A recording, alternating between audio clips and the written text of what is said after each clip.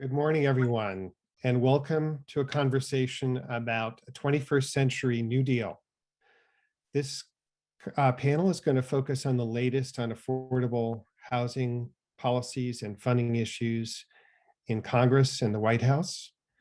And joining me today are three Washington insiders who are going to give us their perspectives on these issues and help us answer the most pressing questions we have here in California. And we're also going to be putting a California perspective on all of these issues. I'm Matt Schwartz. I'm the president and CEO of the California Housing Partnership.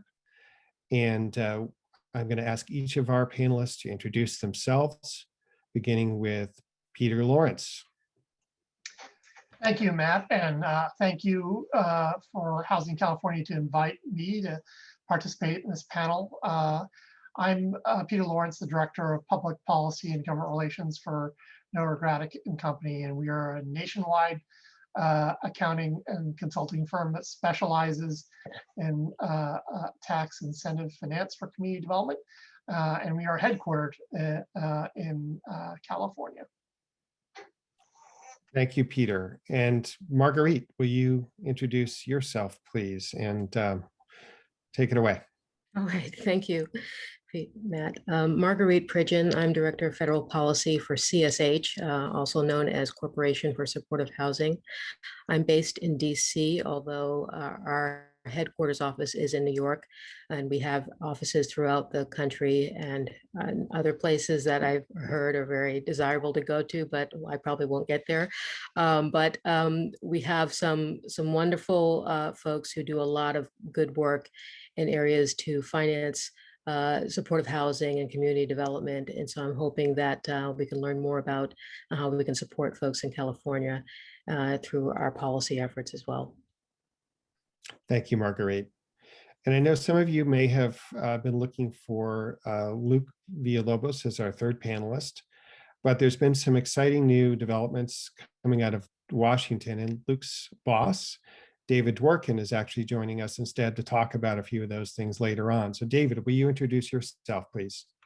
Thank you, Matt. I'm happy to be here. I'm David Dworkin. I'm President and CEO of the National Housing Conference. We're actually the oldest housing coalition in America, celebrating our 90th year. And I've been doing housing policy for about 25 years in a wide range of roles, including serving in the Obama Treasury Department. Thank you, David.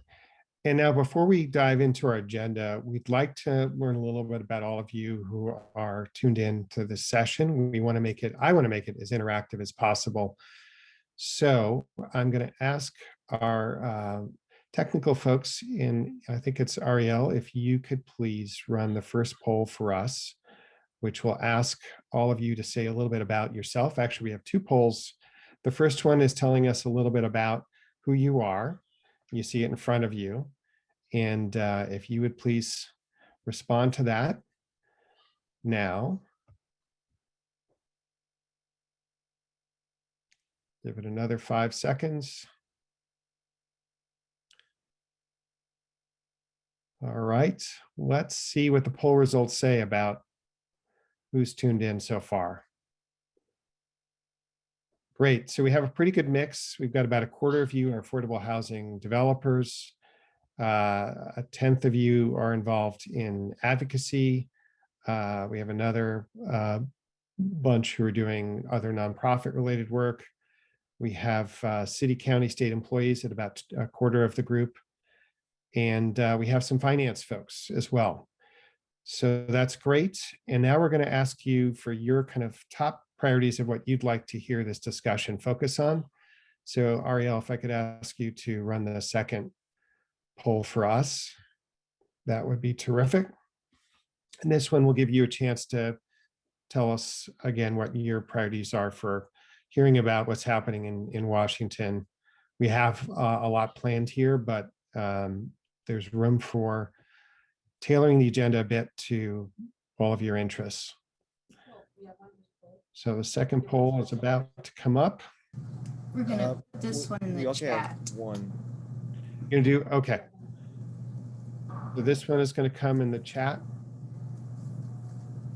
Okay, Great. I think what we'll do is actually, I'm going to put the second poll in the chat. And I'm not actually, we're going to skip the second poll because we have a pretty full agenda. Oh, I see. You've got it in there. So Christina, what's your thought about you're letting people respond in the chat? I see. Okay, great. So we have, I know Sharon from CSH is focused on homelessness policy. Janai, everything, that's great. Housing preservation, fantastic. There's so many rolling in.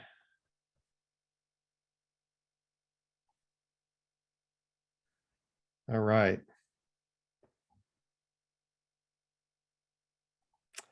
I'm seeing pretty much all of the topics listed.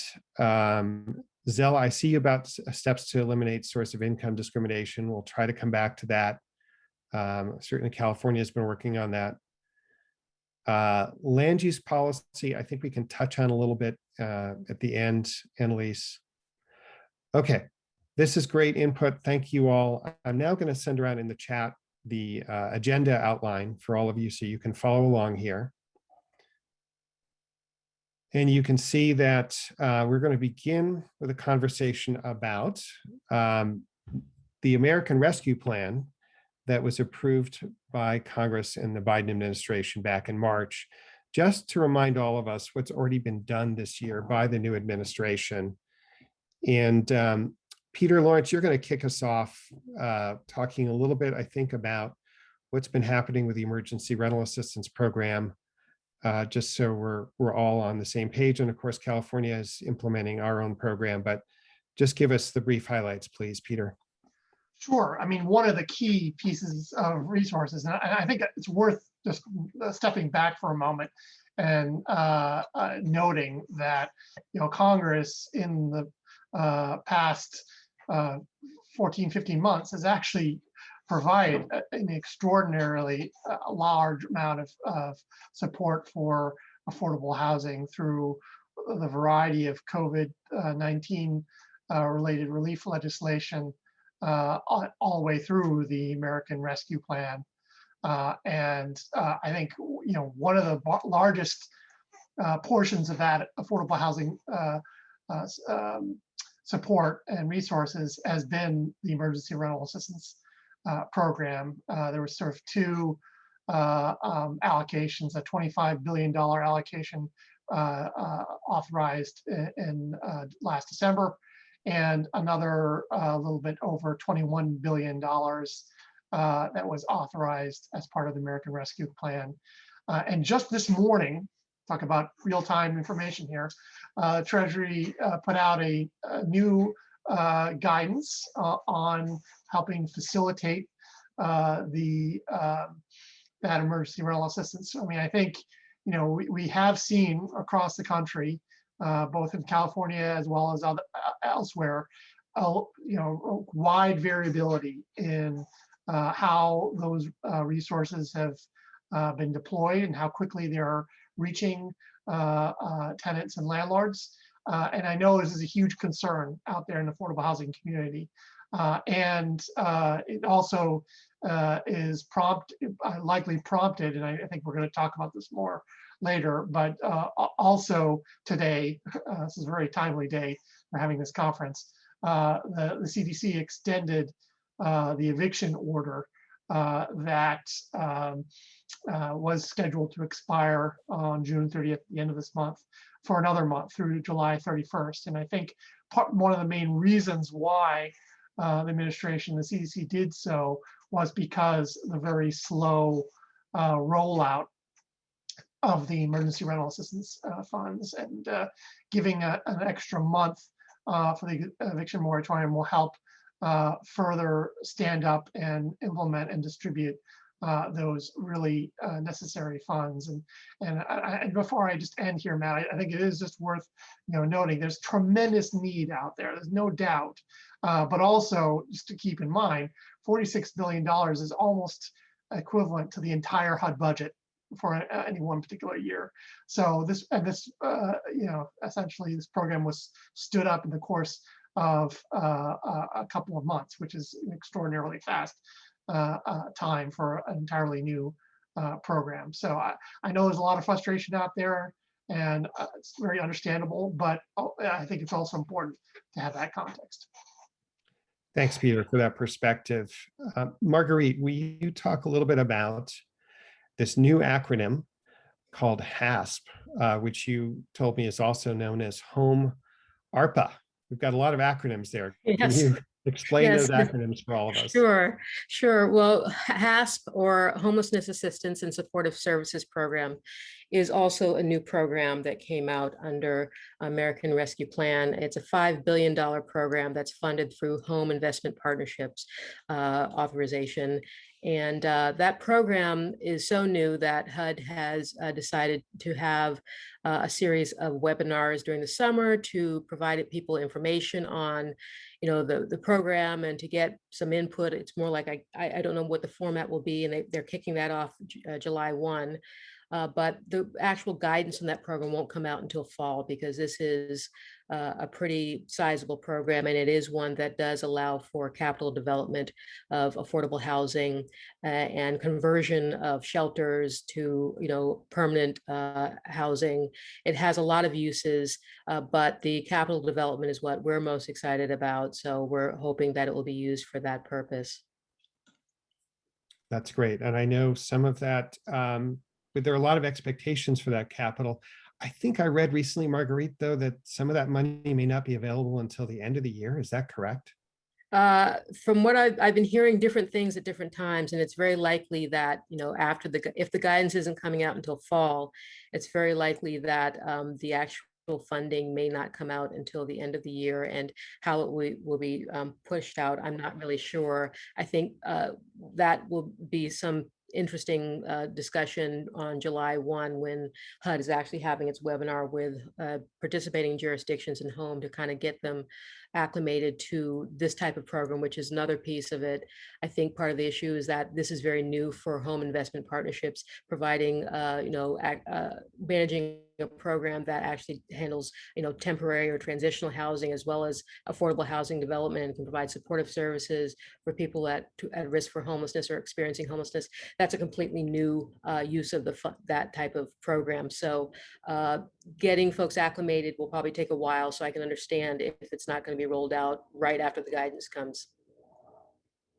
And I know I've been reading that Secretary Fudge, Marsha Fudge, has been frustrated with the staffing at HUD that she's inherited from the Trump administration, and the many, many departures of senior experienced people. And she's mentioned that it's handicapping her ability to really implement a lot of these programs in the way that she and the administration would like to do. So I guess we're going to have to give her the benefit of our patience in this early period.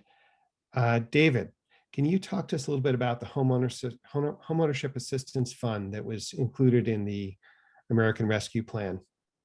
Yes, and I'll just to go back to one thing you just said, because I've talked to Secretary Fudge about this quite a bit, is this is a long-standing problem with HUD staff. It goes back, over the last 20 years. It definitely got worse during the last 4. She's very aware of how important this is, and I think we're going to see as much progress as you can expect over the next year. It's at the top of her list. I would note on the Homeowner Assistance Fund, this was something that originally was intended to be addressed later in the year. A lot of us in both industry and advocacy weighed in very early in the new administration and said, we can't wait for this. We need time to set this up, and it needs to work in concert with modification strategies. And the administration has been very responsive to that, as well as the Hill. And so we've gotten $10 billion in homeowner assistance. One of the things I like about the way it's been set up is that they're encouraging the grant recipients, which is largely the states, to use 10% right away as they're setting up their formal programs as kind of seed money in an experiment fund to road test this approach. I think that's very creative, and it's going to be an important component of success here. But this is essential to keep people in their homes, whether they're renters or homeowners, and particularly in the case of homeowners who are at the lower side of the income spectrum. It's really going to be a critical component of any efforts to improve racial justice in housing and home ownership, to ensure that the people who are in their homes now are able to stay in their homes and successfully meet their obligations despite the pandemic. Thanks for that. And I see, Zella Knight, your comment about Secretary Fudge's deputy, Adrian Todman, who's very experienced, comes from the National Association of Housing Redevelopment Officials. And so she does have good political appointees now standing with her. And David, thanks for that comment about racial equity and justice, because I know that that's something the administration is holding up as a goal. And I'd like to make sure that we touch on that as we go through the various things the administration and Congress are working on. So with that, we're going to turn to, I think, one of the major topics of this panel that we're all reading about in the press is what is happening with the president's big push, the Biden-Harris push for initially more than a $2 trillion infrastructure reinvestment plan. And in particular, what is happening with the aspects of that infrastructure plan that would support production, preservation of new affordable homes, and potentially expand resources available for low-income renters and homeowners across the country. So to kick us off on that, talking about the American Jobs Plan, Marguerite, can you walk us through a little bit the initial proposals that are on the table for some of the capital programs that they've been discussing? Sure. I'll start off with the Housing Trust Fund, the $45 billion that would be made available if the plan were approved as the president had proposed it. And that would be available for construction and preservation of homes.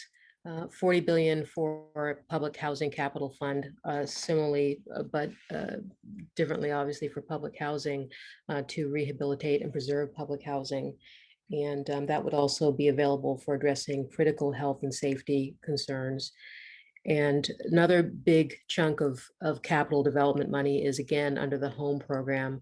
35 billion would be unprecedented investment in the home program. And that would be not only the usual formula grants to state and local localities that communities would use, and in partnership with local nonprofit groups. I think they call them CHODOs in many cases. Don't ask me what the acronym is for. I know what it is, but I have to read it every time. But that funds a wide range of activities, and that is a very interesting fund program, given that it ranges from supporting multifamily development to supporting homeowners who are low income or older adults who need rehab in order to be able to stay safely in their homes. So that has a wide range of uses, and it's a very interesting program. And so those are key areas.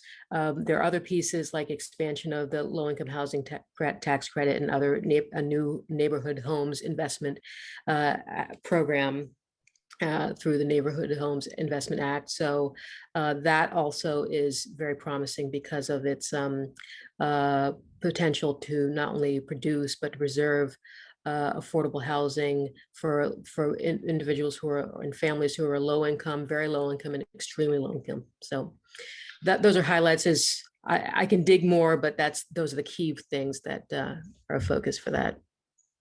Great, thank you for that. And those are some big numbers. I think you mentioned Peter Lawrence, California this year, help me out, is receiving, is it 138 million in National Housing Trust Fund dollars? Does that ring a bell?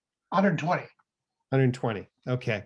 So if we get up to a $45 billion allocation, if the formula didn't change, California would be in line to receive. Can you give us an estimate? It's about somewhere between 13-14% of the overall total, if it's the same formula. And so that's a pretty big chunk of money. It's about $7 billion potentially, by my back of the envelope math. So we're a big state. We have lots of needs, but that would be tremendous. And we can do similar math on the public housing capital funds, although California has relatively less public housing than other states. But certainly in the home program, that's a critical program for many of us working across the state. David, can you talk to us a little bit about this $5 billion incentive program to encourage the removal of exclusionary zoning? I know one of our attendees expressed an interest in what the administration is doing in land use policy, and this relates to that. Sure. Well, we have a long way to go in this space, and the $5 billion is a good start. But if you have a community that doesn't want to do community development and have affordable housing, saying it will give you money for community development and affordable housing if you change your zoning isn't going to be much of an incentive. The reality is that exclusionary zoning to keep out affordable housing and racial diversity is the last bastion of bipartisanship in this country. You see this as much in blue communities as in red. And I think when you look at what we say and what we do, the delta between those 2 points, California leads the pack. You see this throughout communities in the state, and it's really troubling. Particularly, there are 3 basic ways that exclusionary zoning has its most significant impact. One is zoning, obviously, the restrictions on size, on parking, on other factors. The second are development fees. You see this, California leads the way here. You know, a member of my board who does a lot of development of affordable housing often has to pay $100,000 per unit in development fees with no break for affordable housing. Anybody who thinks you can actually develop anything close to market rate affordable with a $100,000 development fee is fooling themselves. And we also have the reality that when a nonprofit is doing this, they eat up valuable subsidy dollars, closing an artificial gap. And the third one are environmental impact statements. They are a really very popular way to block out affordable housing developments because they're abused. It's one thing to require an environmental impact statement or study. It's something very different than to allow that to drag on for years while the community fights what they really want to stop, which is the affordable housing at all. So I think we have to get real serious about this, because if we don't, we're simply not going to address this problem, and we're going to see the same result for the same effort. David, let me push you a little bit on that. And by the way, panelists, we have a request from our audience, which I really respect, which is whenever we use an acronym to please define it. So I will be asking your help in doing that. So David, you know that because you have board members from California, California's been struggling mightily in our state legislature to try to do something in this area. There have been small, well, significant, but not huge efforts that have succeeded, and a lot that have run up against the shoals of various political interest groups. What mechanically, what do you envision? What could we expect coming out of Washington, coming out of HUD? How would it affect our communities and particularly our affordable housing developers? Well, I think it goes beyond HUD, and what we're really talking about is what are the incentives that will truly force communities to address these inequities. And my view is that one of the most impactful are transportation dollars. We see a lot of surface transportation money being debated and negotiated, and ultimately I think we'll see some of it approved. When we give billions of dollars to improve roads that are being worn down because of commutes that are driven by high housing costs, we're basically underwriting this exclusionary zoning and its downstream impact. So I think it's very reasonable to say, if you want to have exclusionary zoning and wear down your roads because everybody in your community has to have these horrifically long commutes, then you should pay for that yourself. If the federal government is going to contribute to this road work, then it's not unreasonable for us to say, let's look at some of the reasons why you need the road work. And I think at the end of the day, we have to just acknowledge that the people who make our lattes and fix our cars should be able to live where they work just like everyone else wants to. That could generate a heated debate if we had live mics for all of our participants, but I really appreciate that perspective. And I appreciate that the Biden-Harris administration is trying to tackle these issues and work with states on them. So we may come back to that when we get more questions. Marguerite, there's a question to you from in the Q&A. I don't know if you had a chance to see it from, I'm not sure if it's Jana or Yana Zawitsky, about will additional HUD COC or services funds go out with the home funds? Do you have any updates on this? I do not. I don't have any intel on how the home, what will happen with the home program in terms of COC, but that's something to look into. Okay, great. Sharon, report. I want to acknowledge your question. We will be talking about your question, how this, what will come forward in the housing related items when the politics play out on the Hill. But first, we want to finish walking through what the housing items that are on the table that we hope will be in that package. And the next section, Marguerite referenced this earlier, is really about the tax incentives that are being discussed. And many of you in this session, I believe, have been longtime supporters of the Affordable Housing Credit Improvement Act. That is ways to expand the low-income housing tax credit program, which is really the one remaining federal support for producing new affordable homes, rental homes in California.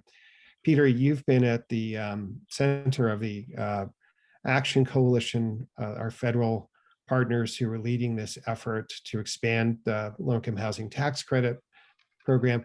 Tell us a little bit about what the administration is proposing and versus what the Action Coalition is proposing, and the implications of that, please. Sure, and I want to start off by saying it is tremendous that the administration included a $55 billion expansion of the low-income housing tax credit. No other administration has done anything remotely like this. And the fact that they've placed the largest amount of the overall $318 billion they're proposing for affordable housing and community development going for the low-income housing tax credit is a tremendous statement. And I think it's worth celebrating and recognizing. That being said, I think there is a little bit of head scratching about the particulars of the proposal of the $55 billion. I think that it rests upon the administration's, misunderstanding of a bit about the low-income housing tax credit and how it operates. And I think many in the affordable housing community, including in California, definitely share a desire to place more housing credit developments in so-called high opportunity areas. And in fact, we do see that TCAC and their counterparts in their states are taking action in their qualified allocation plans to put more incentives, especially for 9% new construction, where the siting issues are most cogent and deserve a great amount of attention. But I also do think that many in the affordable housing community believe it's also important to invest in affordable housing preservation. And that proposal doesn't seem to recognize that importance. And the siting decisions for those properties often were made decades ago. And so I think what we see and what we've heard, and including we even spoke with Senate Finance Chairman Ron Wyden just on Monday. He was made clear that he believes that the Congress is going to take that $55 billion under advisement, but write legislation that is more along the lines of the Affordable Housing Credit Improvement Act. given the strong bipartisan support it has. You know, in the last Congress, over half the House and 41 senators supported the Affordable Housing Credit Improvement Act, one of the largest, you know, support for affordable housing legislation at all. And that did lead to the establishment of the 4% credit, which has, you know, made a tremendous impact already in California and elsewhere for the bond side of the housing credit.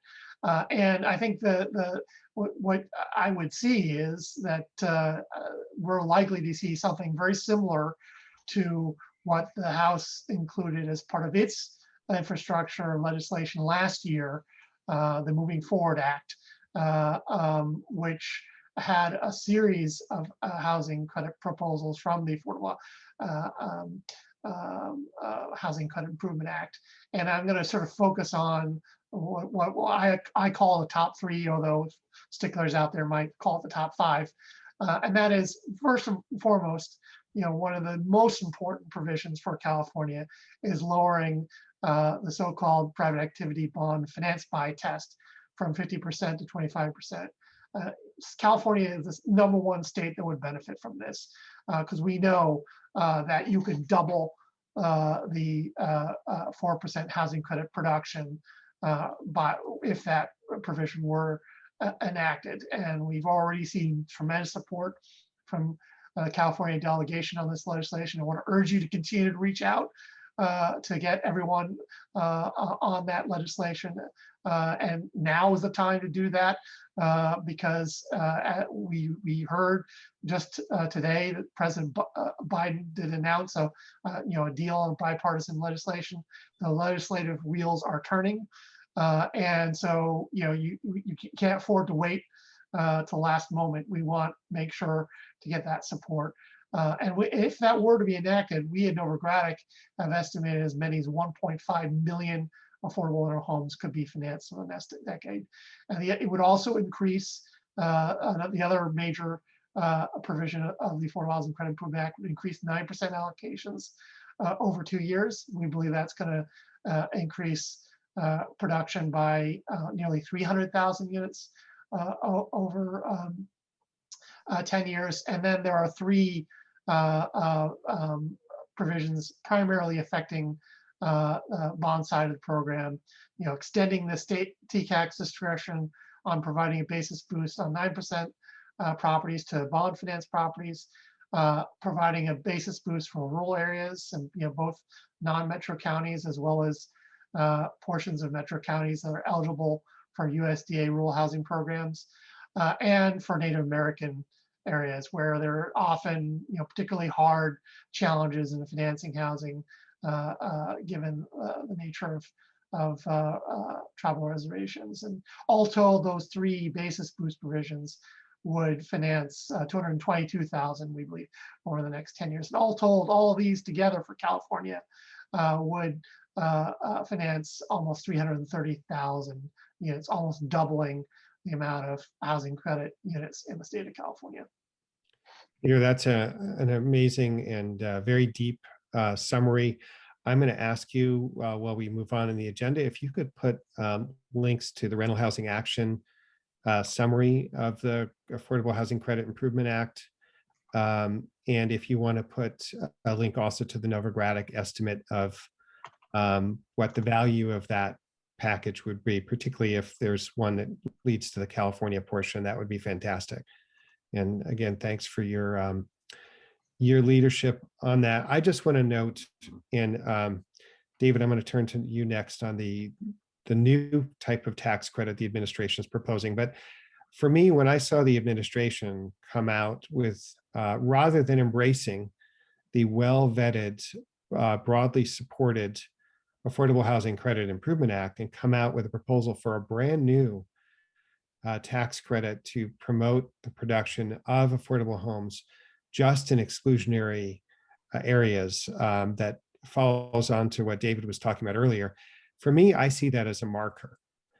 And Peter, I think my own sense is you're going to be right about what happens in Congress, that the administration will ultimately find a way to compromise with people working on the Credit Improvement Act.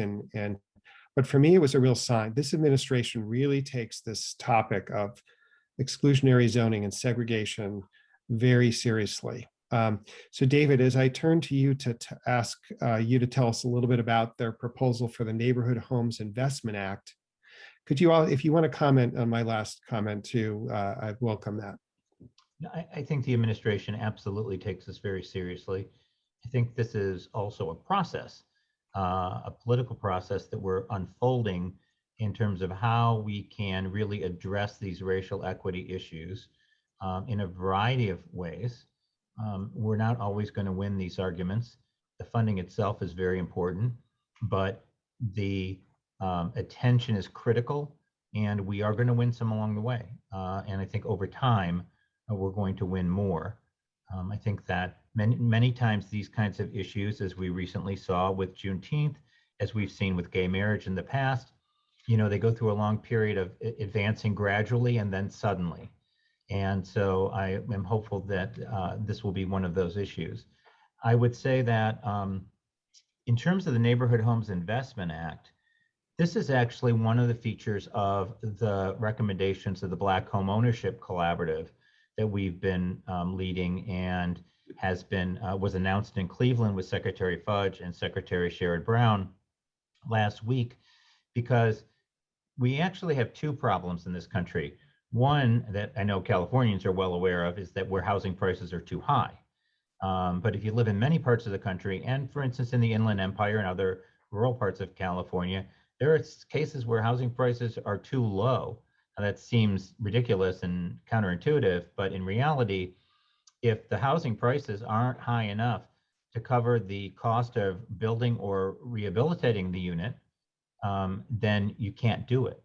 And that appraisal gap is something that the Neighborhood Homes Investment Act seeks to address, because we want people to be able to buy homes in the communities where housing prices are low and the cost of rehabilitation may be high. And this is a tax credit that really serves to create the equity necessary to close this gap. And it does so without putting the burden of the appraisal gap on the homeowner, which is very important, that we not have them go into a house and start underwater on their mortgage. We want them to be able to buy a home that they can afford and that is appropriately priced for the market. That will ultimately help them gain equity and improve the market that they're in as more homes are repaired and built for first-time home buyers. This also has bipartisan support, as does the Affordable Housing Tax Credit legislation. And I think that while I don't know whether or not it will be in an infrastructure bill, I am fairly confident within the next year or two that both of those will find themselves in statute. Thanks, David. Marguerite, there's also a proposal on the table for a new 25% low-income housing supportive services credit. And we've been increasingly here in California hearing from our nonprofit affordable housing development partners and local governments who work with them how scarce the funding has become for the services that are so essential, particularly to create permanent supportive housing. So can you talk a little bit about this new supportive services credit proposal and anything you want to add on that, please? Sure. Just to kind of put it into context, I mean, obviously we're a supportive housing organization, Corporation for Supportive Housing. So having steady funding for services is critical for affordable housing, where there is an expectation that there will be access to supportive services on an ongoing basis. And so I agree, it's just a never-ending conversation, and this is one of those approaches to try to address that. The supportive services tax credit, which popped up during the last infrastructure bill, not the one that we're currently opining on now, but it was part of a broader package of tax credits, housing tax, other types of infrastructure related tax credits. And And this would actually be an opportunity to invest in the way that people would invest or investors would invest in low-income housing or affordable housing. But this would be for purposes of assuring that there's some steady or more funding for certain properties under the low-income housing tax credit program and others for supportive services. So this would be geared towards providing a certain service level of funding or a certain funding level for supportive services for LIHTC properties, but it could be for other types of properties. But the idea is that each state, it would be it's the way it is now, it's kind of modeled after the low-income housing tax credit, but there is a lot of discussion going on as to how it should look and what is the best approach. And the Senate Finance Committee and the House Ways and Means Committee have been very open to suggestions on how to mold this into something that is sustainable and that would be attractive to investors, because it's something very brand new in terms of a national type of services credit, and no one is sure if this would be something that would generate the level of services funding that would be needed for 15 years or longer for a particular property that was financed through the housing credit process. But it is an interesting approach, and we're very intrigued by whether or not this will move along with some of the other proposals that will be coming out in the next few months on that kind of firm up how the FY22 funding will look, as well as the American Jobs Plan or infrastructure package as well. The way it's set up right now, though, each state would kind of set the parameters for how the credits would be awarded and what projects would be eligible and that sort of thing. And but there would be an allocation on a state by state basis that's per capita with the small state minimum. But I think there's, again, a concern in making sure that there's adequate services funding, because it's a very different concept than looking at providing a tax credit for something that's a little bit more concrete, where you're dealing with a housing development, as opposed to a services that the service level is never really as predictable as you'd want it to be. But this is something that at least is a good start and a good companion to other types of services resources, albeit very not sufficient. Still, it could be a companion or a way to leverage some of those additional resources. Thanks, Marguerite. So it's really an exciting development, the possibility of a new way to fund supportive services, particularly for the many developers in California working on serving extremely low-income households, people who are currently unhoused, and who are desperate to work with local government partners to shore up enough services funding that they can make, as you said, not just 15 years, but in California, the 55-year commitment to these populations. Sharon Report, back to your question about the outlook for these. We've just reviewed not all of the housing proposals that are on the table, but the ones that we felt were most relevant to California. And so, Peter Lawrence, in this morning's San Francisco Chronicle, which of course is not necessarily the best source for what's going on in Washington, and many of us do read Politico as well, but I was curious that the Chronicle picked this up. Chronicle reported that a bipartisan group of senators yesterday reached a tentative framework on a $953 billion infrastructure deal. And of course, that's far less than what the Biden administration was proposing originally.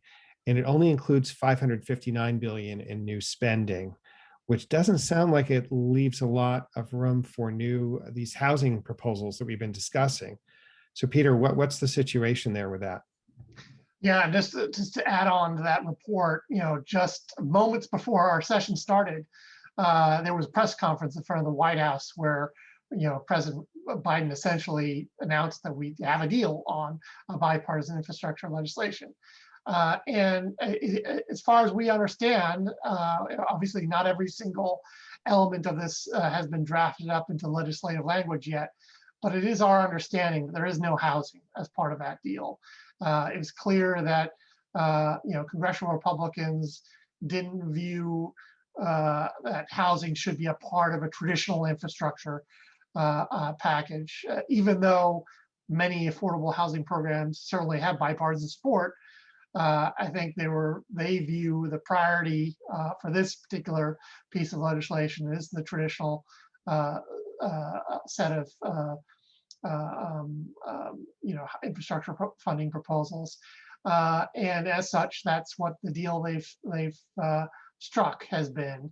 However, this is not the end of the story, in my view, and Speaker Pelosi herself has made it very clear that the full House is not going to vote on a bipartisan package unless it is accompanied with the rest of the Biden administration's infrastructure proposals in the American Jobs Plan and the American Families Plan. And so there is very clearly going to be a two-track system here.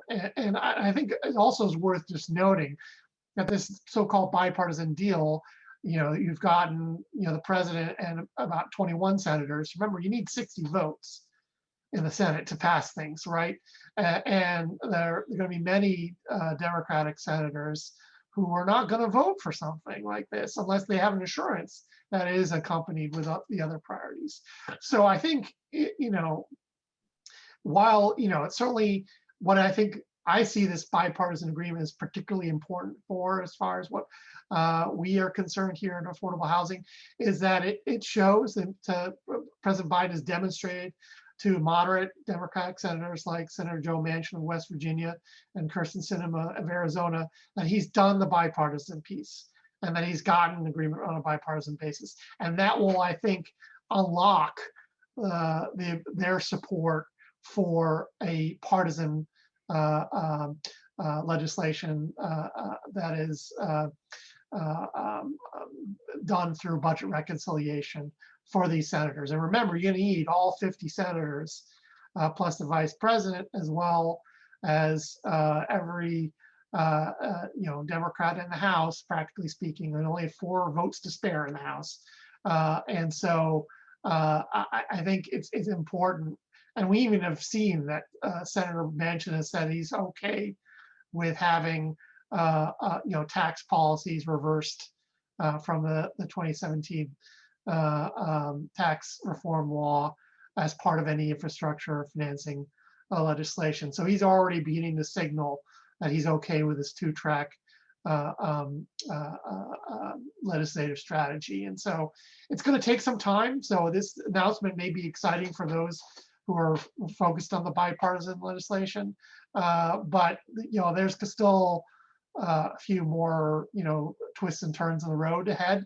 And I think my advice for all of you out there that are reading all the stuff in the national press, I would just say, let's focus on the things that we have control of, and that's getting the California delegation behind these proposals in the American Jobs Plan. One of the easiest ways is to get as I say again, your member of Congress to co-sponsor the Affordable Housing Credit Improvement Act, because that getting your member behind that will increase the chances that that those proposals will be included in the final sort of overall legislative package, which would include the reconciliation piece. And that I think we have in control, and I'm modestly optimistic that we will in the end be able to get a significant increase in of affordable housing resources through that reconciliation bill.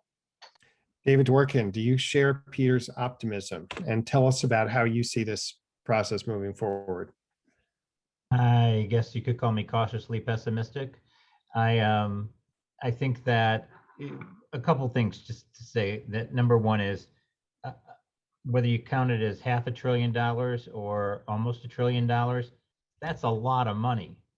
And I think that all of this talk about $1 trillion for this and $1 trillion for that, we've lost some perspective on how much money we're talking about. So I don't want to throw the baby out with the bathwater and walk away from hundreds of billions of dollars of spending and jobs money because I'm not getting my way. So I think that's where I start. I also have to recognize that Democrats don't have the votes.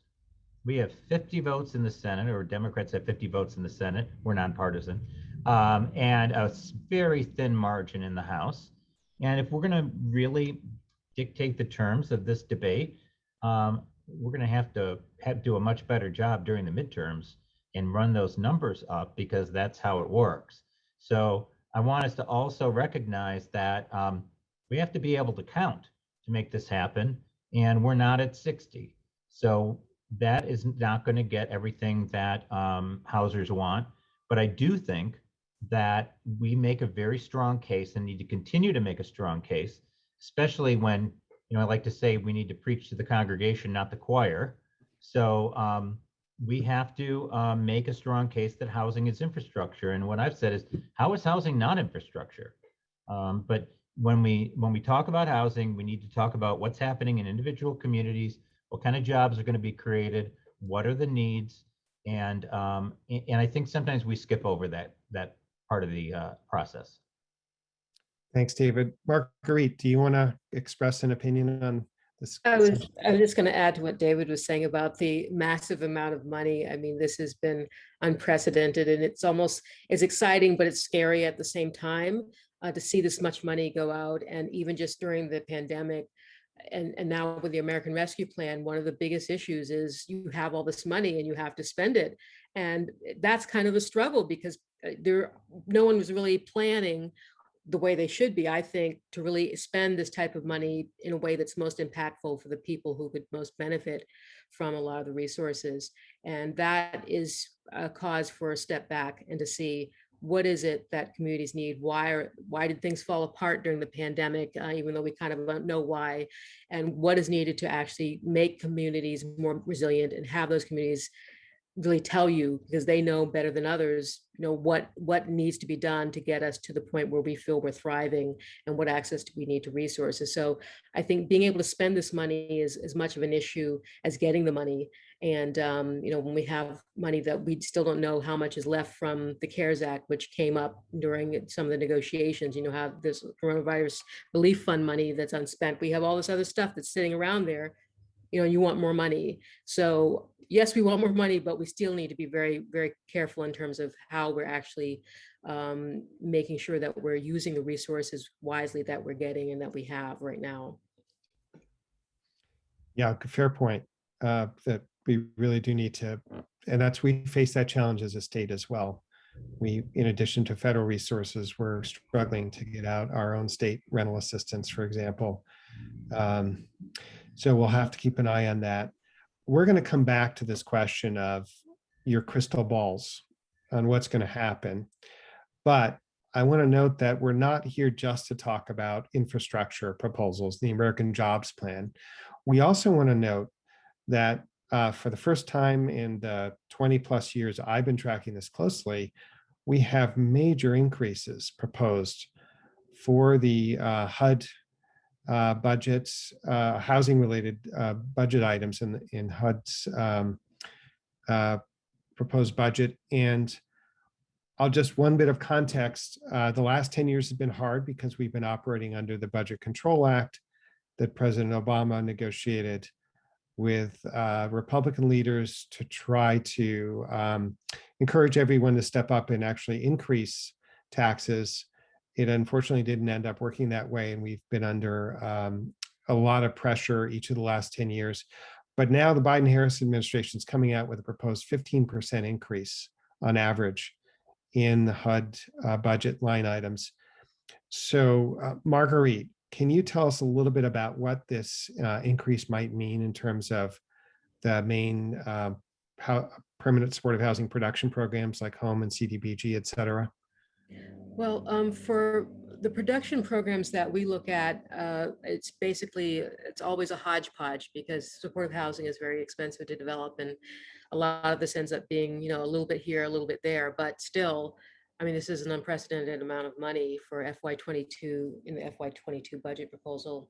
The Home Investment Partnerships Program, which again can be used for capital development as well as for home preservation and rehab, got it like a $500 million increase. That's like 1.85 billion in the proposal. And the CDBG, or Community Development Block Grant Program, which is another big program that states can use to target money for not just housing development, for a lot of different uses, which is another issue or another challenge, because you're competing with a lot of different uses and interest in that funding. But that $3.8 billion that's been proposed is a $295 million increase. And although in the president's budget, he does make reference to making sure that this funding, to the extent practical, and basically look at ways to target the funding for use in historically underfunded and marginalized communities facing persistent poverty. And you assume that that's what the funding is for, but the emphasis on those things is very critical, and especially when he comes out with every budget proposal and other things that say specifically, make sure that you're using this for specific purposes and you're making sure you're getting it to those folks who may have more of an interest in getting access because they've been underserved in the past. And the Public Housing Capital Fund, $3.5 billion, it's a $435 million increase. And that is definitely another opportunity to really do some major rehabilitation of public housing, which is long overdue, and a lot more hopefully will be coming if these, as Peter suggested, that these funds are for the American Jobs Plan are actually resurrected in some other bill to allow for additional funding in these and other areas. And so we're hoping that this will be enough to get people started. If it does go through, we're hoping that this will be the core of a lot of the development money. But there's also going to be a lot of opportunity to kind of look at how to leverage these funds with a lot of different resources, because that's going to be the critical piece. You're going to have this funding coming from whatever it comes out to be. If this isn't exactly the amount, still there's going to be money coming for HUD's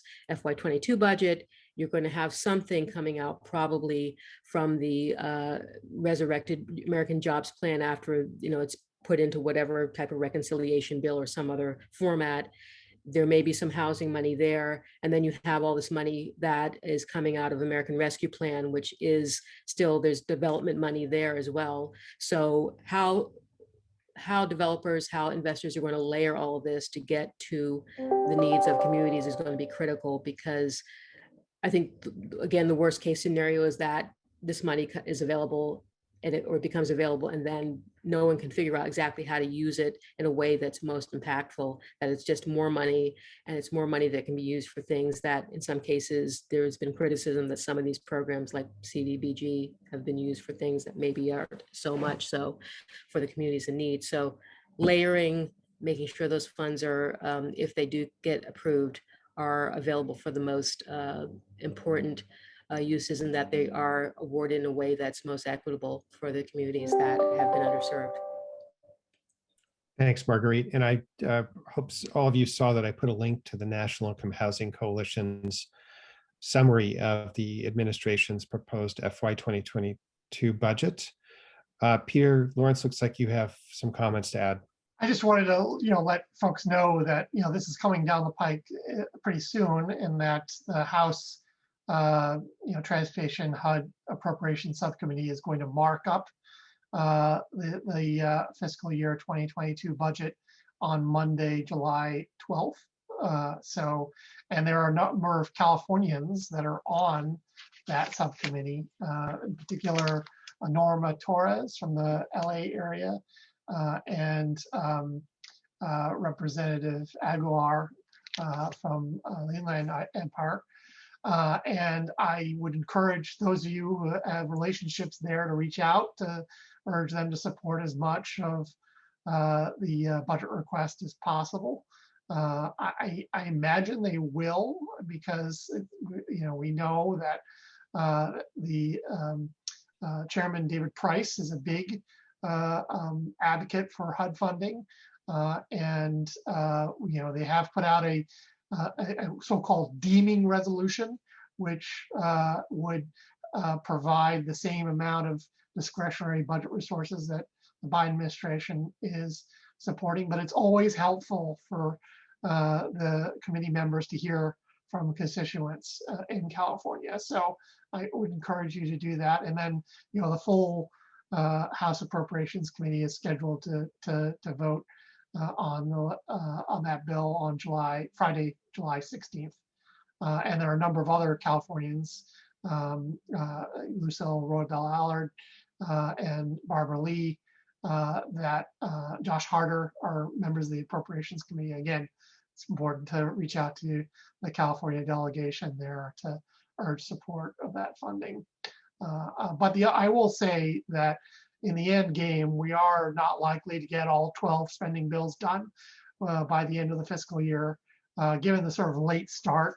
The Biden administration only put their official full budget request to Congress just before the Memorial Day weekend. And so that late start will likely mean that we're not even sure the Senate Appropriations Committee is going to get to their bills before August. And that means we're likely looking at a traditional scenario where you have a continuing resolution to fund the government at the fiscal year 2021 levels through either mid-November or mid-December, and then you have a year-end omnibus, which funds all the various parts of the federal government that aren't funded by that time in a big piece of legislation, and so that's what I'm sort of likely envisioning to support. So we could have potentially a very consequential December if you have a reconciliation bill on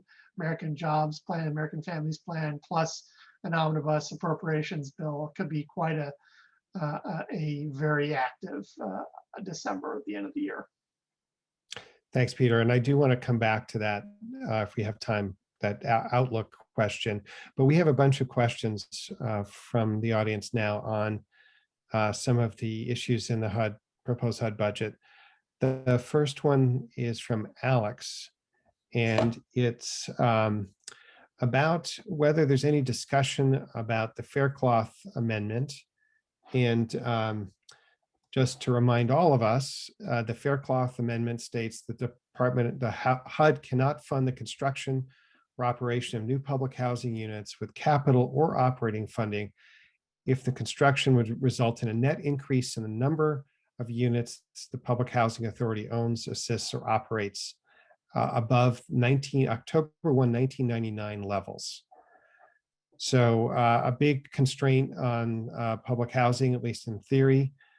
Which of you would like to field that question? I'm happy to do so, Matt. I know this is a very big priority among public housing advocates. I will just say that one of the sort of challenges on this is it's not likely to survive reconciliation, given that it's not a policy that directly impacts the federal budget. And I don't believe, unfortunately, that there are 10 Republican senators that would be willing to get rid of the Faircloth Amendment.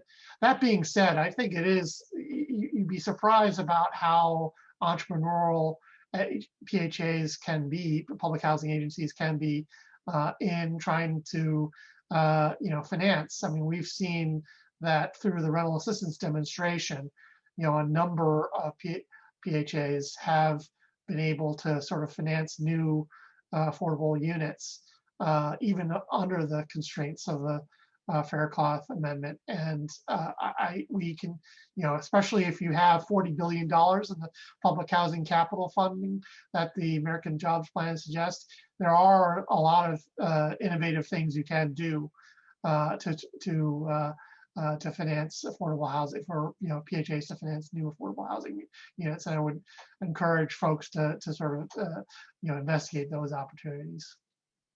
Thanks, Peter. And I just want to elaborate slightly on one thing you said for the people not necessarily following this as closely, which is you said under budget reconciliation, making a change to the Faircloth Amendment might not fly. And the mechanism that I've seen is basically the Senate parliamentarian whose job it is to rule on what is permissible to be approved in the budget reconciliation process rules whether something is in or out. David, can you elaborate on that?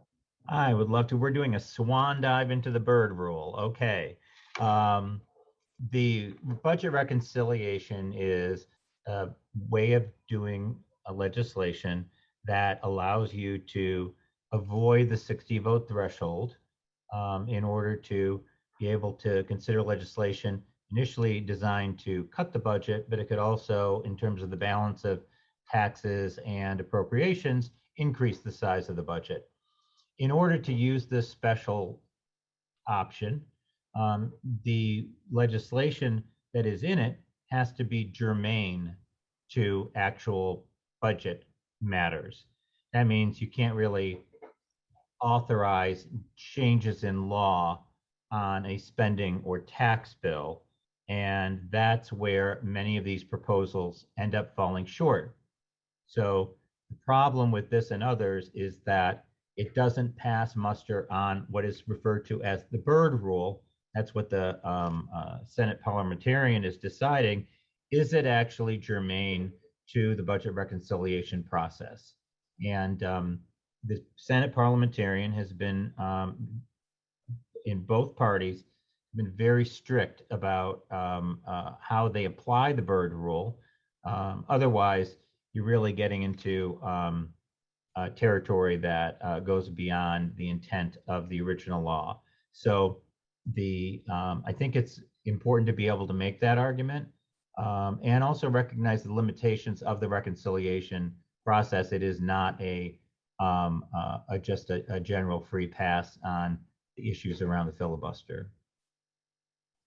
And I know this sounds really arcane to many of us who don't follow this closely, but essentially the fate of most of the Biden administration's affordable housing agenda is going to come down to, I think, the interpretation of this rule that David just described. I just put a little more information in the chat. So if you care about these issues, it's worth having an understanding of the reconciliation process and the Byrd rule and how it's going to play out. We have a couple more questions here. The next one is from Sharon Report. Can you talk about the prospects for Representative Maxine Waters' proposal to make housing choice vouchers a universal benefit and a right rather than the current status quo where in California, fewer than 1 in 6 eligible households has access to a housing choice voucher? Who wants to, Marguerite, how about you starting off? Yeah, I think I was supposed to be talking about that a little bit, and I may have dropped the ball, so apologize for that. The Ending Homelessness Act was introduced by Representative Waters in 2019, I believe, and she is working on reintroducing that. And as part of that legislation, there would be an opportunity to incrementally increase the number of vouchers available to really cover the entire need for vouchers. So the idea is that in theory, this is the guaranteed or universal vouchers proposal from the House Financial Services Committee.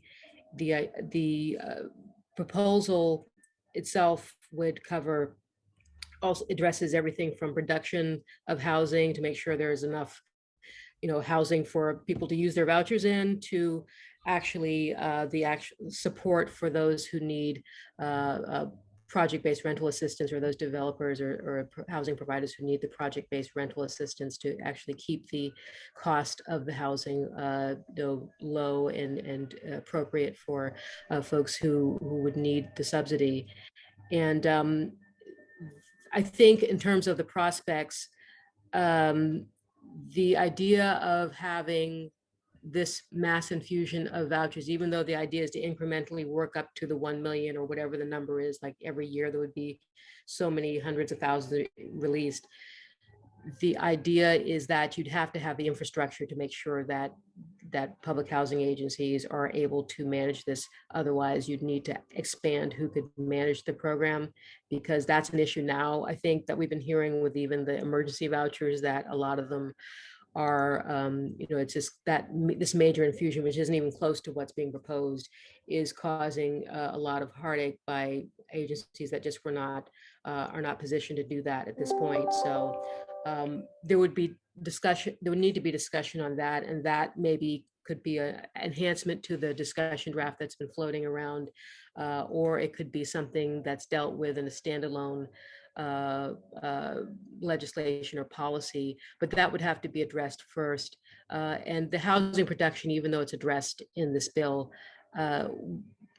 that's something that we are really, I think everyone's really struggling with, really what the need for affordable housing is, and who needs it, and whether, if you're focused, as her particular legislation is, on folks who have like 15% median family income for area as being the eligibility, you're still talking about that's within the context of everyone saying that affordable housing or shortage of affordable housing units is a problem.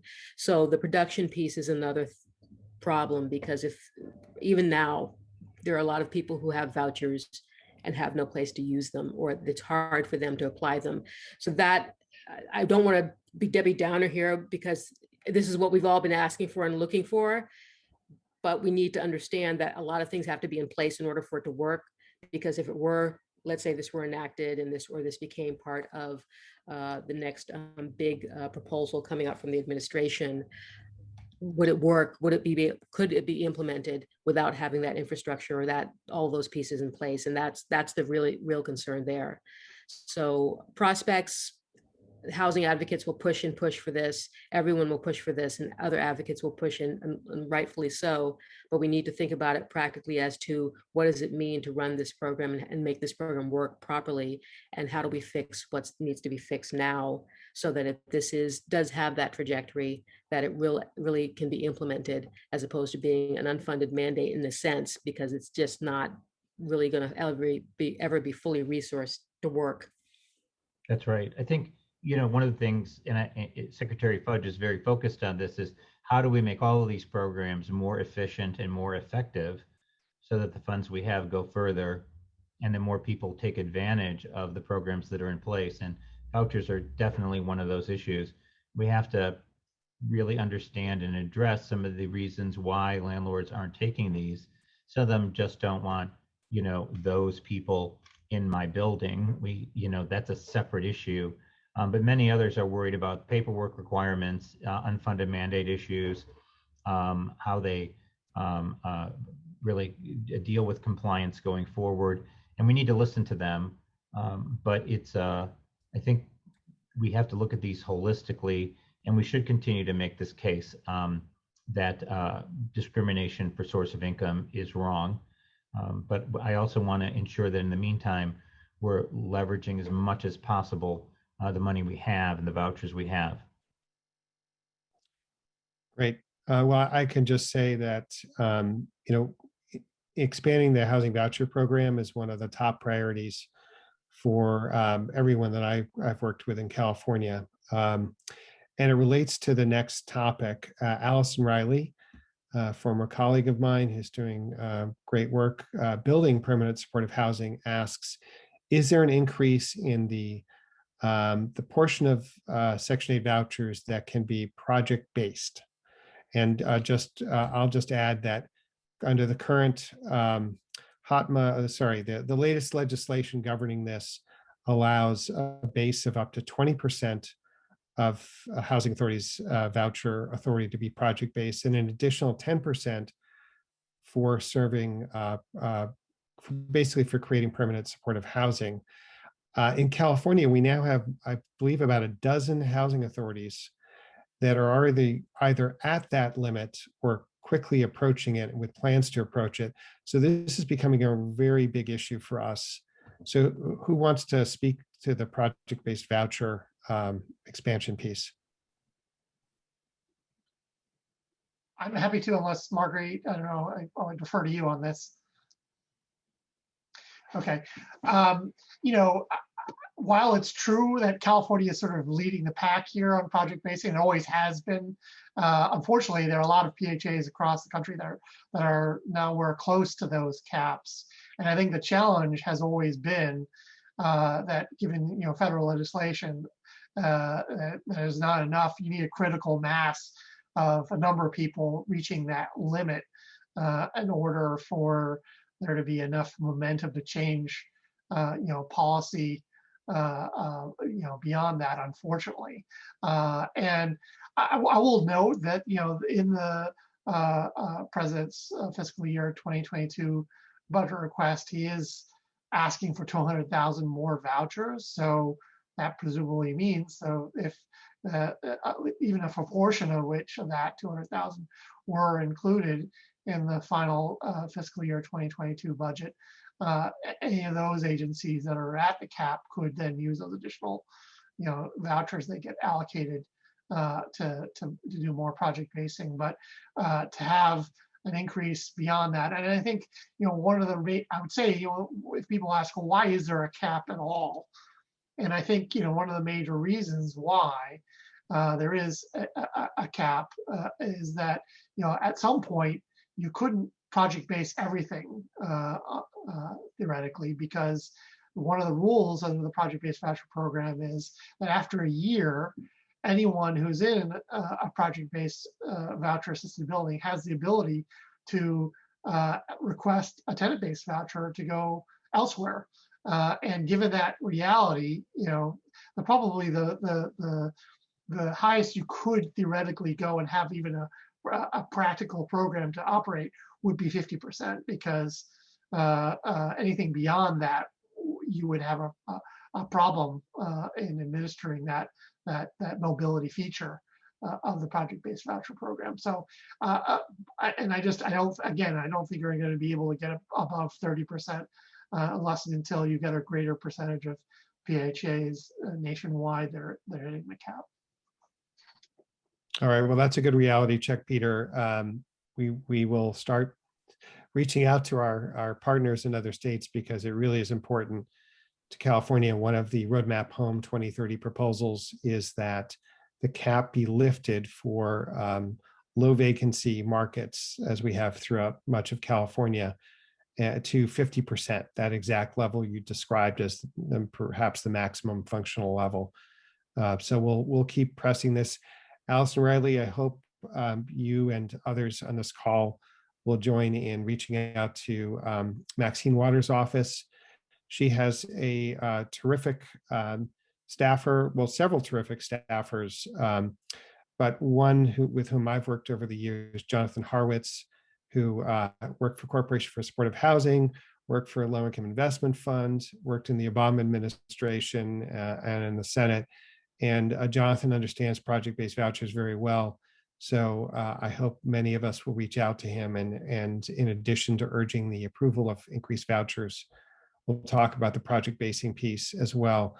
We're about to turn to some regulatory initiatives that are also really important on the Hill. Before we do that, I want to just sum up the response I've heard to the last question and see if anybody wants to add a comment that we have, which is basically, what's the interplay going to be between the proposed increases to the annual HUD budget and the proposed allocations to HUD programs, one-time allocations in the American Jobs Plan? How is this all going to get worked out? And does one threaten the other, or do they reinforce each other? How should we be thinking about those? Who wants to add a little bit on that topic? I'm happy to jump in, Matt. I mean, I think one thing to keep in mind is the one-time investments are actually planned to essentially be played out over 5 years. So that $45 billion for a housing trust fund, HUD would not plan on spending all that $45 billion in 1 year. It would be added over 5 years. So an extra $9 billion a year. And I will note that I do think there may be a chance that would undercut if there were resources that were coming down the pike through the American Jobs Plan or these one-time investments. I can imagine it would be hard to get a regular increase, say, to the home program if you do have these 5 years of one-time supplements in that. But they are, I think, at least the administration's mind, considered separate initiatives I do think there are going to be things that the Biden administration would use in these one-time investments that would be very different from how they would treat the so-called, regular appropriations. So I wouldn't necessarily think that certainly this year, I don't think there's going to be an interplay, given that I think my crystal ball is saying that they're likely to be enacted roughly around the same time. And therefore, there wouldn't be a, well, they're going to take out of here because it was enacted over there dynamic. But maybe in that 5-year period of time, there may be a threat there that's worth keeping an eye on. All right, I think we'll pivot, and then we can come back to this in the last part, if we want to, about what people should be doing and when they should be doing it to affect these negotiations. Right now, we're going to pivot to regulatory and administrative actions that are being taken. Obviously, one of the most important issues facing low-income renters in California right now is the expiration not only of the Center for Disease Control's federal moratorium, but our state moratorium on evictions, which is actually stronger, although not perfect, expires June 30th. Our leaders of our legislature and the governor are working on a solution right now as we speak, but they have not yet announced any. So, Marguerite, as we were preparing for this session, and we were talking about making sure to address this topic, some news came out yesterday. Will you share that news? Oh, is this about the eviction moratorium? Yes. Yes, the eviction moratorium from Centers for Disease Control was expanded or extended to July 31st. It was supposed to end the end of this month. So that's the federal eviction moratorium that's been challenged, but it's in place, and it's now been extended to July 31st. So that has to be made known. That's been another issue, people not knowing about the eviction moratorium and what it means. But hopefully people will spread the news that there's another month by which folks should not be subject to the eviction procedures per that particular memorandum. So that was done very quickly and came about very suddenly, and very welcome news. So hopefully, once again, people will get the word out through their different networks that is another tool available to help people with their housing stability. That's great. And David?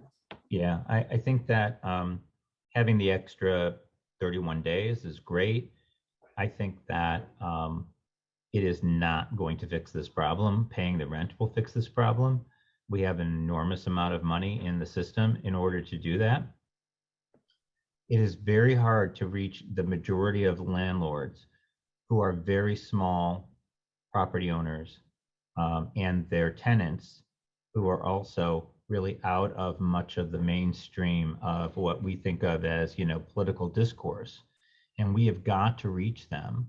I mean, when you read Matthew Desmond's Evicted, you look at all of those landlords, they are not part of national associations reading, emails and newsletters about national policy.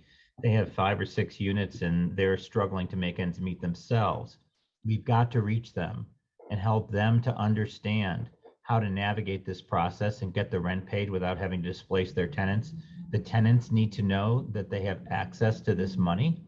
We have an extra month to help that happen. Otherwise, we're going to have a crisis on our hands, and it's going to be partly self-made. We have to make this case. We have to look at avenues to reach them that maybe aren't traditional for us. And I think that's the key. The other thing that's very frustrating in some states, and California is one of them, is that, multiple municipalities have their own twist on this. If you're a landlord, especially, if you're a nonprofit or a for-profit, and you've got units that are spread around the state, you might have 10 or 15 or 20 different sets of requirements that you have to meet to help your tenants move through this process. And that makes it very difficult. We've got to work together more effectively on both getting the word out and rationalizing and creating some more conformity among the programs to make it easier to move the money. Thanks for I that, just want to add one last thing, Matt, and that is, I think I agree that having that extra month is going to be very crucial to stave off a massive series of evictions. And so, I understand that, but I think it's also worth noting administration officials, when they announced today this eviction moratorium, they've made it pretty clear that they don't envision doing so again. And part of that is the legal situation. There's been a lot of litigation on this, and not all the cases have gone the administration's way, and I'm sure that's feeding into part of their decision making on this. And so, but I think there's some advocates who are out there who hope that we can continue just to extend and extend, and I'm not so sure that's going to be likely after July 31st. So we've got to make this next month really count and get out that emergency rental assistance money as best as we can. And certainly at a state level too, I see Zola Knight commenting in the chat as well about efforts in California, and we need those to get resolved in the next couple of days. There was other exciting news yesterday in Washington, and it relates to the Federal Housing Finance Authority. And David, I would really appreciate it if you could tell us all what is the Federal Housing Finance Authority? Why is it important? And what is the news that was released yesterday? So the Federal Housing Finance Agency, or FHFA, is the principal regulator for Fannie Mae, Freddie Mac, and the Federal Home Loan Banks. So we'll set aside the Federal Home Loan Banks for a minute because the controversy really hasn't resided there, and look at Fannie Mae and Freddie Mac. They've been in conservatorship since 2008. They have been under very strict control of their regulator, the FHFA, and that makes the FHFA director the most powerful housing leader in the United States, by far. That person controls how much money goes to affordable housing through the GSEs, how much money is available to first-time home buyers, how strict the requirements are to get a loan, what are the extra costs that come with getting that loan, and so how much executives within these agencies get paid, how the affordable housing regulations are implemented or not, and the capital requirements, how much money they have to hold back in capital, which affects the cost of getting a mortgage and the risk that they're allowed to take. So since the beginning of the Trump administration, when the previous director, Mel Watt's 5-year term ended, the person who's been leading this is a man named Dr. Mark Calabria, and he comes to this issue with some very conservative libertarian principles that he has certainly put in place. As a result, we've seen the capital requirements increase significantly, and the ability of these two enterprises, Fannie Mae and Freddie Mac, to take risk narrow dramatically. And that has resulted in really horrific performance numbers for people of color, less than 5% of their lending. And it's also resulted in much higher costs for people who can't put 20% down or have less than pristine credit. We're not talking about people who have bad credit or even mediocre credit. We're talking about people who, for a generation, have had what is broadly considered good credit, who are finding it much harder to get a loan today. So this is a critical role. The Supreme Court had a case that addressed the issue of the structure of the leadership of the CFPB last year, the Consumer Finance Protection Bureau, and found that that position could not be protected from being fired at will by the President of the United States. A similar case was moving through the courts regarding FHFA, and yesterday, I believe the opinion was written by Justice Alito, found that, in fact, same rules apply. You can't just say he can't be fired except for cause, that, in fact, the president should be able to fire anybody in the federal government, And in this case, that happened immediately. I think that Dr. Calabria was fired before the ink on the Supreme Court decision was actually dry. And now the administration has appointed a woman who's been the number 2 or number 3, depending on how you count them, person at FHFA, Sandra Thompson, has led their affordable housing initiatives in the past. I have enormous confidence in her. She is a straight shooter, incredibly well experienced, and understands the importance of the broader mission of Fannie and Freddie to really bring liquidity to the mortgage market, particularly segments that are not well served without them. And so I'm hopeful. I think that there's some very encouraging rumors about candidates that are being considered, two in particular, Mark Zandi, who's an economist, and Julia Gordon, who's also a leading contender for FHA administrator. Either one of them would be fabulous, and there may be others as well. But I think that, again, this is the most consequential housing job in Washington, and how the administration proceeds is going to really affect us all. Right. Both in home ownership and in rental, because they also play a really significant role in rental housing. I was just going to add that, David. I entirely agree with everything you just said. I just want to maybe add and elaborate, to remind folks that, GSE's finance about 40% of the multifamily mortgages in this country, including a lot on affordable rental housing. And the other key piece I think is worth that a lot of folks in this audience will care about is that, FHFA is in control of the cap that the amount of annual low-income housing tax credit equity that Fannie and Freddie can invest. It was set back in 2017 at $500 million for each for Fannie and Freddie. And given just if you look at the size of the housing credit equity market change from now, from 2017 until now, you would imagine that just to keep the same percentage of the market, that the caps would have to be increased to around 800 million each for Fannie and Freddie, and a new director could certainly do that. Dr. Calabria would never have done that as director. Right. And their role in LIHTC, this is really interesting and important. Before 2008, they dominated the LIHTC market and really pushed out all the other players to a significant degree. When they retreated from the market because of the housing crisis, what you saw is, as Peter knows as well as anybody, a tremendous crash in the value of the credits, the ability to use the credits to create equity, and ultimately a multi-year dislocation that has over the time diversified the market in a way that I think is healthy. If they come back in, and as they come back in, we want to make sure that they're bringing something new to the table and not just displacing the players who are in the market now.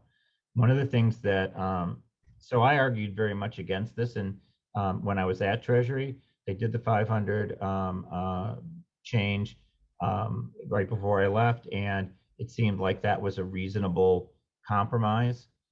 I think for us to go higher than that, we really have to ensure that they're serving areas that are not served now and buying credits where other players, we're going to talk about CRA in a minute, are not getting CRA credit. And so that we're dealing with these, what we call LIHTC deserts, rather than just where there's plenty of money to go around and credits are priced very high. Unfortunately, we also saw that as we gave them the option to do more in areas that aren't as well served, they've chosen to stay out of some of those areas. And so I think that's where the duty to serve rule comes in. And we really need to turn up the pressure to say, no, this is where you need to be. This is where you make a difference. And we need you on the ground there. So, David, that's a really important point. And I just want to note in California, in part because of our successful advocacy for which we worked on with Peter and others in Washington, for getting special allocations of disaster credits these last two federal fiscal years, we have an excess of supply of low-income housing tax credits compared to the current demand by financial players to purchase those credits. And as a result, our credit pricing is now at near historic lows, at least in this century. Now, there are a lot of factors at play, but clearly California is going to be strongly in favor of ramping up the duty to serve requirements to get Fannie and Freddie back into this market because we need more investment here. Peter, I'm going to use this as a chance to segue to the next topic, which is what's happening with the Community Reinvestment Act that we saw the Trump administration make some attacks on with very little public notice. Tell us where we are and what we can expect and how it will affect the California market for people purchasing more low-income housing tax credits. Yeah, and I want to acknowledge David's leadership on CRA. He's been one of the folks really focused on the importance of CRA, and so I want to tip my cap to his efforts. But you know, the low-income housing tax credit is, you know, I mean, the Community Reinvestment Act is extraordinarily important to the success of the low-income housing tax credit. You know, anywhere between 75 and 85% of the annual housing credit investment demand comes from CRA motivated financial institutions. And so when, and as folks who've attended these Housing California conferences in the past have known, we've known that there's been an effort to try to update it, and it needed to be updated.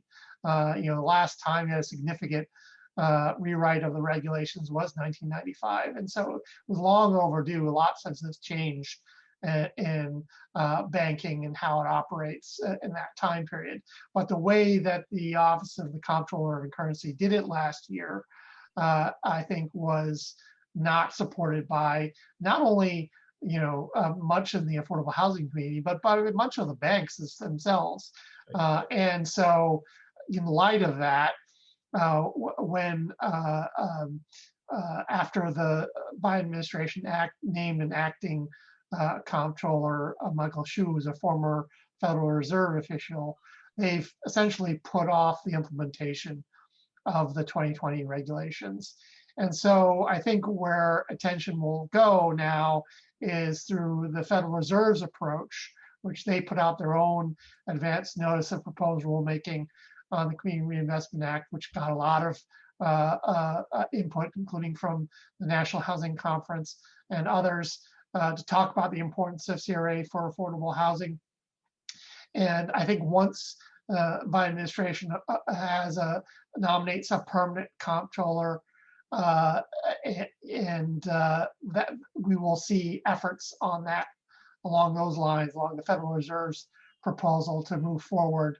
And I would imagine we'll have a joint proposal that all of the federal banking regulators will contribute to. And potentially, maybe I am being overly optimistic here, but I think there is a potential to actually increase the amount of housing credit demand by CRA motivated banks if we do the regulations right. When we get to that stage, I want to encourage Housing California members to, you know, contribute to the comment process to push the federal banking regulators along those ways. Yeah. When you think about, I appreciate what Peter said. We have a lot of support, and I've received, you know, this has been an effort from a big team of really people who are very deep experts in this field. When you think about who are the most important people in Washington around housing, I would say the head of the OCC, the head of FHFA, and the HUD secretary are those three top positions. I would say that ultimately, if Secretary Fudge is successful in reforming HUD and bringing in a whole new generation of leaders to HUD, as well as the worker bees, she will be the most impactful person in Washington. That is a part of her objective.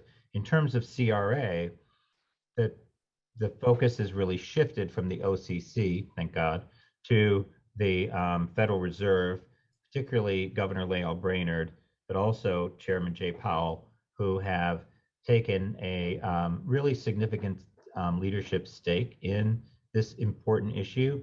It has to be modernized. Most people don't realize how much agreement there actually is between banks and advocates on its importance and on where the need for reform needs to be. The advance notice of proposed rulemaking, which is part of a complex regulatory process that the Fed put out, really inspiring. I think that it is very going to be very impactful and is certainly going to improve and modernize the Community Reinvestment Act significantly once this process works its way through. One of the most interesting elements of the plan is the second of nearly 100 questions, which involves racial equity. And how can CRA be more effectively used to support priorities around racial equity? This was the heart of the reason why we have CRA, to address redlining. It is not explicitly addressed in the statute because of the politics of the day, frankly, the politics of most of the days since, but it is absolutely an opportunity. The time is right to address it, and we can really help banks play a much bigger leadership role in the racial equity space. Some of them are already doing it, and empower the people within those banks who are responsible for it if we lean into the racial equity lens when we look at how we evaluate banks' performance under CRA. I think there's a lot of opportunity here. Thanks for that, David. And California Housing Partnership typically puts out sample comment letters working with the California Reinvestment Coalition. And we always rely on what you guys are proposing, what you're suggesting back in Washington. So we will look for more information from you and then work with Housing California to get that word out. I want to turn to Marguerite now to talk about a different and equally important topic in a very different way, which is what the administration is doing with respect to promoting affirmatively furthering fair housing and how that might affect California. Well, recently, actually, I think it was in June, early June, the administration, namely HUD, did issue an interim final rule, which reinstated certain definitions and certain certification requirements that were in place in 2015 that had been pretty much changed and rescinded during the Trump administration. So this interim final rule is open for comment until I think it's, let me see, I think it's sometime in July. I can send you, I think July 15th or something like that.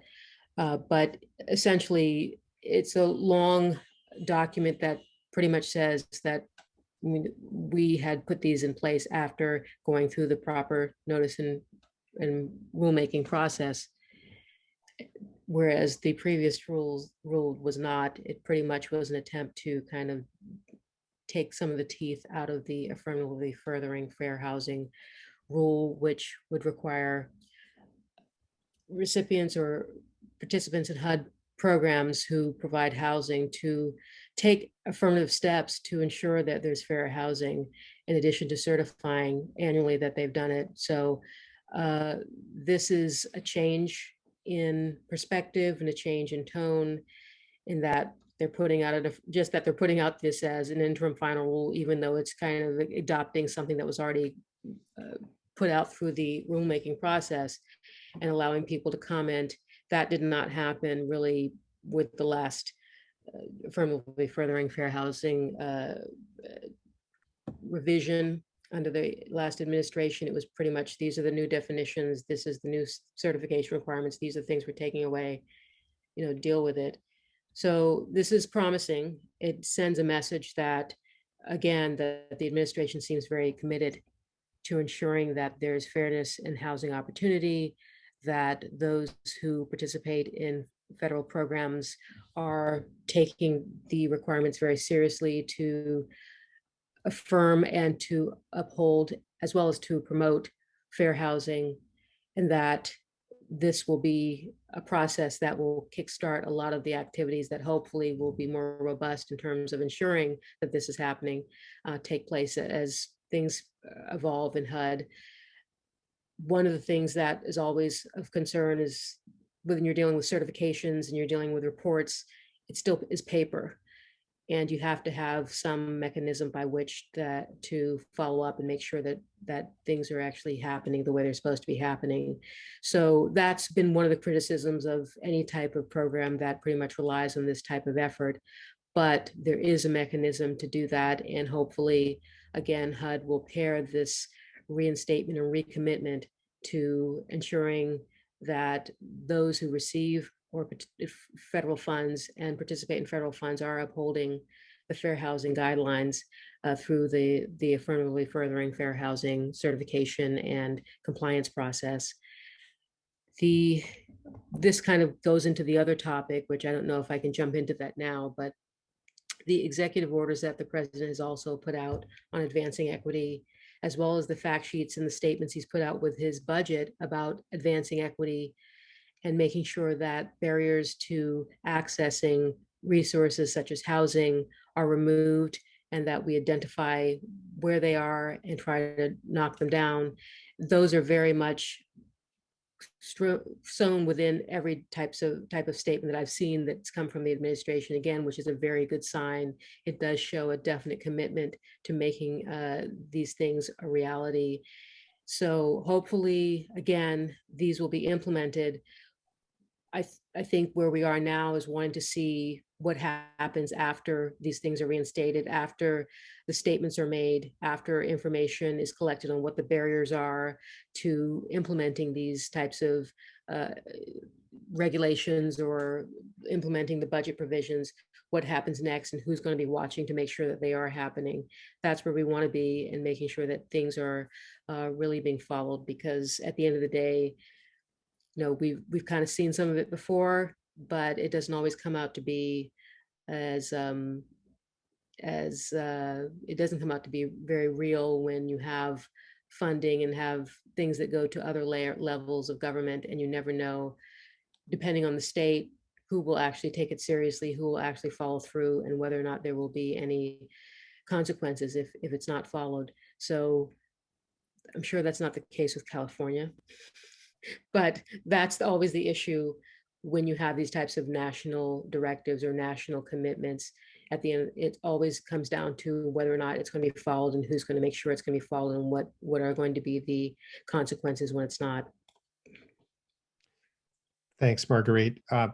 One question and one comment that we want to try to squeeze in quickly before we conclude with our top priorities for California's advocacy efforts. The related to AFFH, Linda Wheaton, former top policy implementer at our state housing department, notes just that every time the affirmatively furthering for housing paperwork gets updated, it creates confusion and extra work for the state, which actually previously adopted the prior HUD regulations as now part of our state law. So I'm not saying there's anything you or anyone can or should do about it, but to the extent you're speaking to folks, I think Linda's point is it would be great to just keep an implementer's perspective on all of this. And Marguerite, the question for you is, are there considerations for how to streamline or digitize some of the voucher reporting mechanisms HUD uses to simplified compliance guidelines? And I'm not sure if you're tracking this yet, if you can comment on it. I have not gotten much information on that. That's something to look into, given that I have heard some discussion about how that is something in the plans or in the works, or at least it's being thought of in terms of how to improve processes for a lot of different programs and to remove barriers to access. And part of that is electronic administration. Some of it may be looking at, the actual processes by which are required or used to administer these programs, and how people face barriers in actually trying to access these resources because of some of these cumbersome processes, as well as the people who have to manage the programs, how much is needed and how much can be removed. So even before you talk about electronics and how to get things automated, how much can be streamlined is critical. So that's something I've heard about. I haven't seen an actual plan or strategy yet, but I know that's something that is being looked at. Thanks, Marguerite.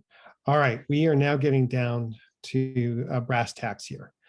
I'm going to ask each of you quickly, briefly, to outline your proposed top 3 advocacy proposals for everyone who's participating in this and for California more broadly, and with respect to the affordable housing issues that we've just reviewed and the proposals that are on the table. What would you each like most from California in our advocacy efforts with our own congressional delegation? Peter Lawrence, I'm going to start with you. Top 3. Well, it won't shock you, Matt, that one of them I do think is going to be the Affordable Housing Credit Improvement Act, given how California benefits from this legislation more so than any other state. And we're going to need as much support as possible to get as much of it in any infrastructure deal that I expect to be considered under reconciliation. And that process is going to likely need as many, Democrats weighing in. And given that most Democrats in the House are from California, California is going to play a role here. And so I think we have a number of support already in the California delegation. Thank you for everyone who's helped secure that support, but we need to continue to go forward. And so I think that should be a top priority. The next one is, I think, reaching out to the members of the California delegation that are on the Appropriations Committee to ask for as much HUD funding as possible. I think that's, and in particular, ones that California benefits the most from, and voucher funding in particular is one area where I think advocacy is going to be key. It's going to be hard, and that the House is probably going to be able to get as close to the administration's request, but it's going to be a lot harder in the Senate. You're going to need 60 votes in the Senate, and so Senator Feinstein and her position is in the Transportation HUD subcommittee is going to be really crucial, and making sure she's fully engaged and supporting that is going to be crucial.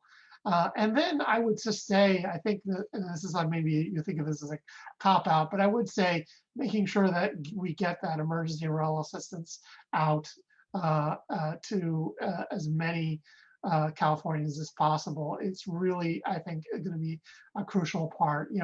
The success of getting future increases to housing legislation is, I think, going to be informed by how the existing resources are used. And that's probably the biggest source of currently in process of being implemented housing resources. So we've got to do this right.